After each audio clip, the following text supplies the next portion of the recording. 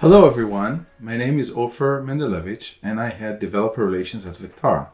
Today I'm going to talk about measuring hallucinations in RAG, or retrieval augmented generation. A little bit about myself. I've been with Vectara for about a year and I had the opportunity to work on LLMs kind of early on since the times of GPT-2. It's been an incredible journey for me to see how this technology evolved to become so useful to help us be more productive. And, I truly believe what's kind of stated in this slide, which is the LLM and the generative AI revolution in general is really important. And within 5 years, we'll see a transformation of all applications from consumer to enterprise. And every piece of knowledge we acquire will have the ability to be based in this generative AI interface. So we'll be able to interact with computers in a way that's very different than what we do today. To me, this is a little bit like the transformation we've seen with the iPhones when they came out. A very different user interface. You can swipe, you can use your hands, you can use your fingers instead of the keyboard and the mouse. It's that level of transformation. Now with that, as I interact with customers of Vectara, I see a lot of different use cases and I wanted to share some of those with you. We have use cases around chatbots, very popular, for example, for customer support. You can put a chatbot that's based on LLMs to answer customer questions. There's a lot of question answering applications that are very useful, and I'll show a couple of examples here today. Product recommendations, again, using the latest in LLM and NLP capabilities to do recommendation engines. Semantic search, kind of moving away from the traditional keyword search to do a better search experience. Workplace search, and many others.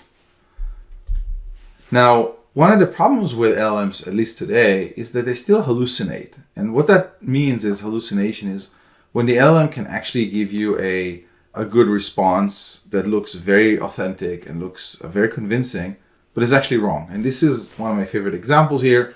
Did Will Smith ever hit anyone? You ask GPT 3.5 that, and he gives you this response. No, Will Smith is a decent guy, no known assault incidents, etc.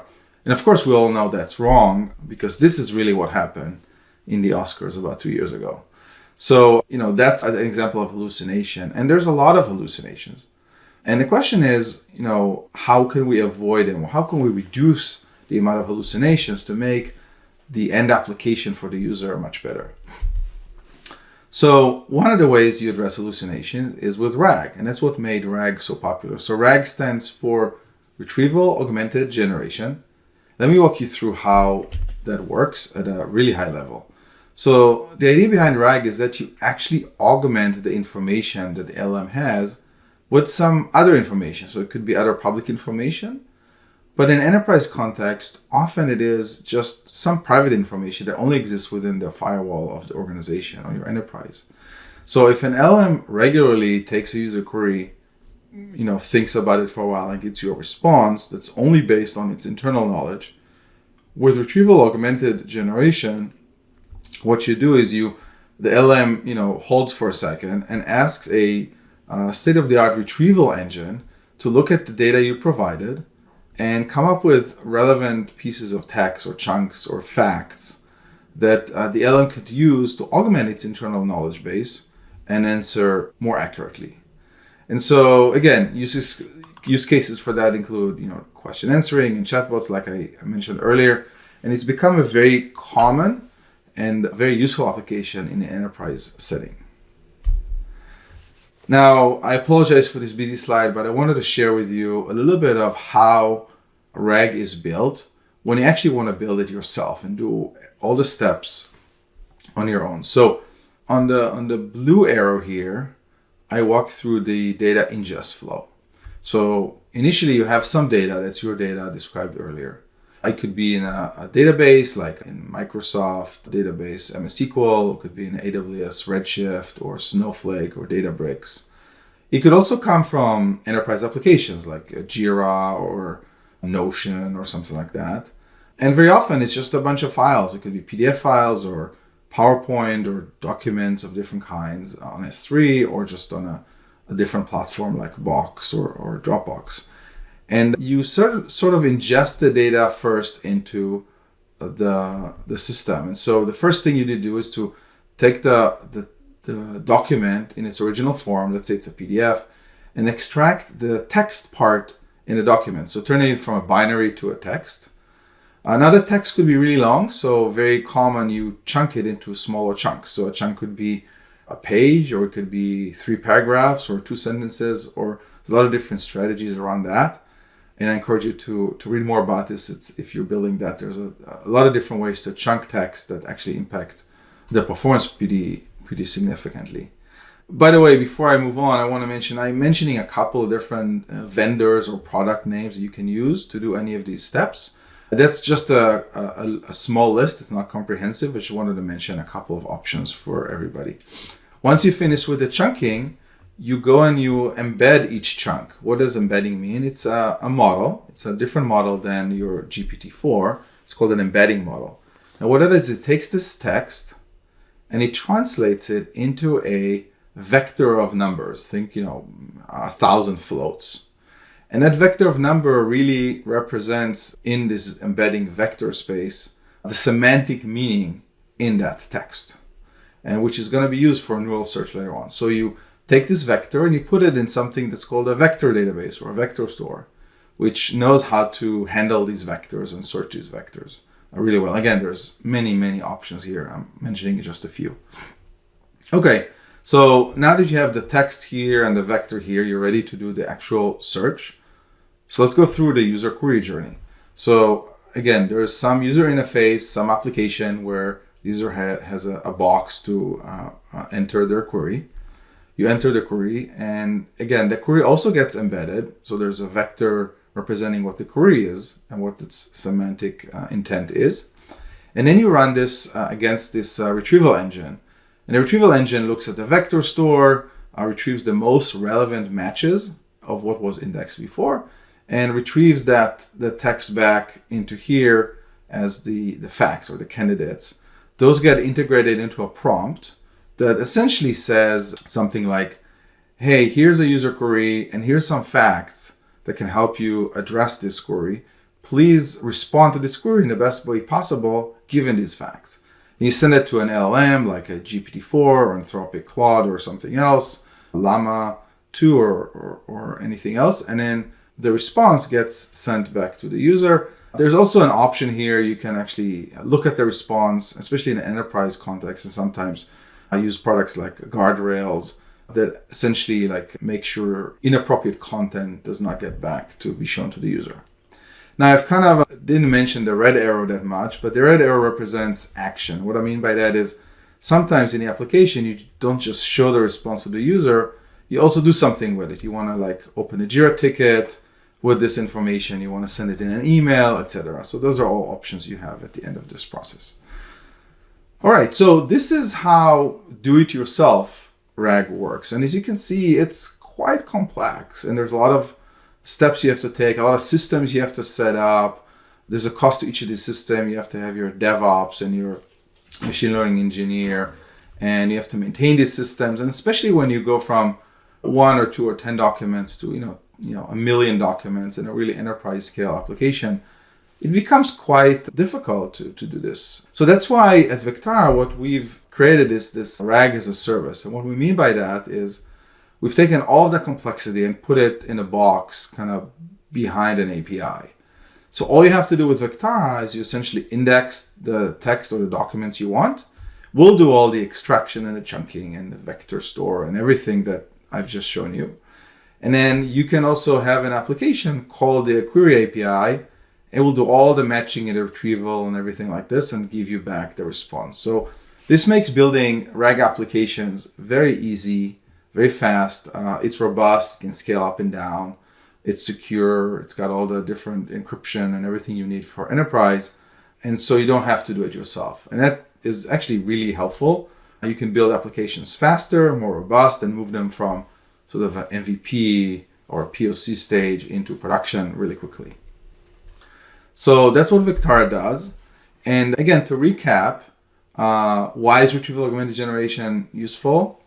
Well, you augment the LLM with your own data. So again, if you have private data, which most enterprises do, then GPT would not know about this data. So that's the main reason you start. But also, again, it reduces hallucination likelihood. The amount of hallucinations is smaller just because you give it the right facts to base its response on. So this retrieval step is really key.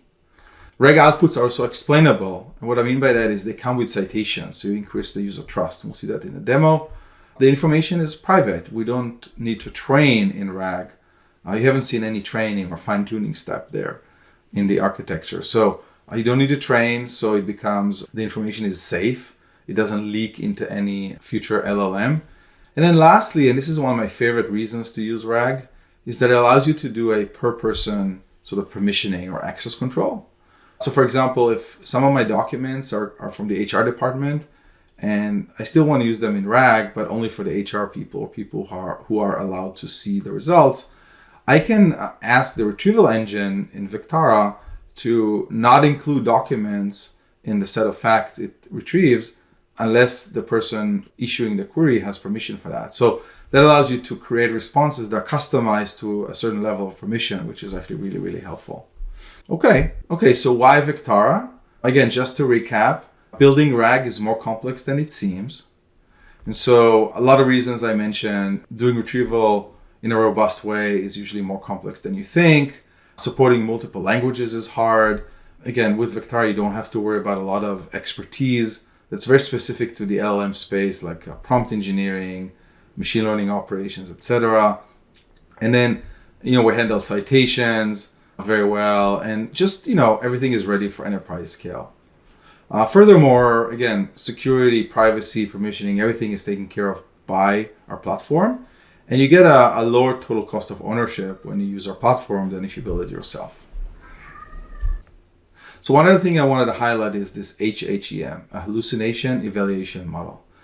This is a model that is very easy to use. It's open source. You can download it here. And it allows you to take a set of facts and a response from an LLM and detect whether it was hallucinating or not. What we see here is the leaderboard that ranks different LLMs based on their hallucination rate. And it's actually really useful to know that there are differences, first of all, and then what the differences are. So that's hhem. And again, to summarize how you build an application with Vectara, a RAG application, first, sign up to a free account. Then you need to ingest some data. So there's a lot of different ways to do that. You can, of course, use our APIs directly. There's a standard indexing API and there's a file upload API. And then you can also upload files from our console. Once you have an account, you get access to the console. And there's also other ways. You can use Vectara Ingest, which is an open source project we created to help you with ingestion of data and indexing of data, including a few cool crawlers that crawl the data for you. And then there's integrations we have with companies like Airbyte and Unstructured.io that also could be used for kind of no-code ingestion. So take a look at those tools. Once you have the data there, again, you can build the UI on your own using the query API and point it to the corpus and run queries. Or you can use some of the tools we have available too. We have an open source project called Vectara Answer that can help you build question answering apps. There is a Create UI, which allows you to build a whole application end-to-end in Node JavaScript. And then a React Search and a React Chatbot, which are components that you can use in your React application that help you simplify some of this building process. So I encourage you to take a look at those and build your app with that. So now let me go to show you some of these apps that we've built just to demonstrate how to use this. So this is an example called asknews. Let me go click on this so I go to the actual application. So here we've actually crawled using Vectara Ingest a bunch of news sources from BBC, NPR, CNN, etc. And as you can see, this scrolling happens every day. It adds the new news articles, crawls their content, and adds them to this corpus. Now, when I run a query, let's say, should AI be regulated, you can see that it does the retrieval really quickly, and it gives you a response here to answer the question. Now, not only that, it has, as I've said earlier, these citations. So you can click on one of these citations and see, okay, this part of the answer was given from this article based on this information. You can actually click on this and go to that URL and see, where it came from and investigate further. So this gives a lot of trust, and it's very useful. I also wanted to mention that we have an option here to use different languages. So for example, I can try to get the answer in German. And of course, I don't speak German, so I won't be able to tell you if this is correct or not. But you can see that the answer gets translated into German, which is really, really helpful. And again, this is happening even though all the text is in English. So it knows how to match between languages really, really well. So that's an example of a question answering application. The next one I want to show you is actually the same application, asknews, but now using hhem. So we created a little demo of how you could use it, although there's many other ways. So this is asknews, but if I ask the same question, what you see happening here is that the response gets generated in the same way, but then after it gets generated, there's an evaluation of the confidence using hhem. So this little step runs the hhem. In this case, it's using the Hugging Face inference model, and it generates an evaluation of this. In this case, this high confidence. It means that this response is not a hallucination relative to the facts. So this is one way you can use hhem on your own in your application to do that. So moving on here, this is question answering, but I also mentioned chatbots quite a bit. So let's look at I didn't mean to click that. Let's look at a chatbot example. So here's a chatbot. This is on Hugging Face, again, built with the Vectara APIs.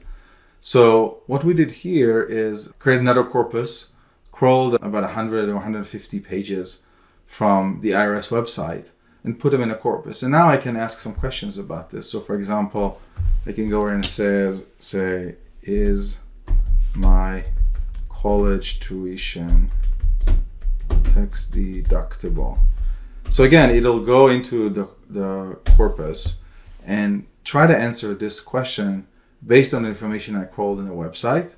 Full disclosure and warning, please don't use this website other than for demo purposes, and use your tax advisor to file your taxes. I just have to say that. But it's just meant to show a demo, okay? But again, you get this answer. And the nice thing about the chatbot is you can then ask a follow-up question. So for example, here it said, college tuition and related expenses may be tax deductible under certain conditions. So I can say, what conditions would make it tax deductible? And the idea is that it'll know that make it probably refers to college tuition, right? So it has that context of the previous question and the previous answer. So it really answers as a chatbot. And you see that it knows that already. So this is a chatbot. I also want to emphasize, again, this is all open source. So if you go to this particular website, you can actually see the files and all the code here, including how we run the query and the whole application and everything like that. So, feel free to use that as a reference to build your own app if you like. And with that, thank you for listening. I wanted to highlight a few other things here on my final slide. First, again, I encourage you to sign up to our free account. It's actually pretty generous and allows you to get started with up to 50 megabytes of text and 15,000 queries a month, which is quite a bit to get started and try it out. We have a lot of resources for you, our documentation, which is pretty thorough. We have a Discord channel for the community, so you can join that and ask questions from fellow developers who build with Vectara, or from a lot of us at Vectara are there all the time to answer questions. We have a GitHub where you can see a lot of open source projects that you can use that I mentioned here, like React Search, Vectara Ingest, Vectara Answer, etc. And then we have a set of example notebooks. This one, for example, is how to use Vectara with Llama Index. But we have others. You can look at this repository. And then if you're a startup, I encourage you to take a look at our startups program. It's a very good way to get started with Vectara while giving you additional support in forms of credit and kind of customer support and other things. So really a good way to get started if you want to use Vectara to power your product. And that's it. Thanks for listening again, and I hope you have a good rest of your Conf42 conference.